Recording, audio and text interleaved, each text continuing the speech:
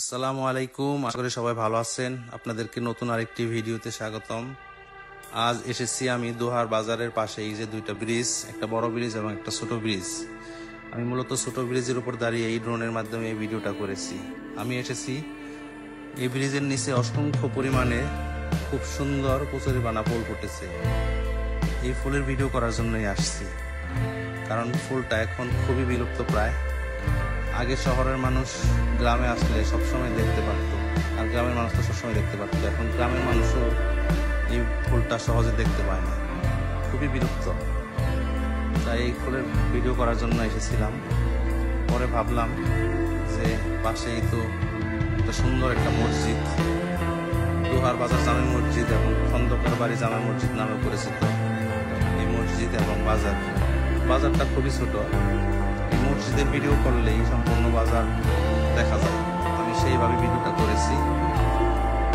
এই ভিডিওটি করার সময় আমি নতুন একটা জিনিস আবিষ্কার করলাম, হয়তো উপর থেকে না দেখলে আমি নিজেও জানতাম না, হয়তো আমার মতো অনেকেই জানতেন না, আজ প্রথম জানবেন যে দোহারের একমাত্র মসজিদ যা ত্রিভুজ আকৃতির একটা জমির উপর নির্মিত। মসজিদটি খুবই সুন্দর এবং মনোরম পরিবেশে অবস্থিত, খুব সুন্দরভাবে সাজিয়েছে, আমার কাছে খুবই ভালো লাগে।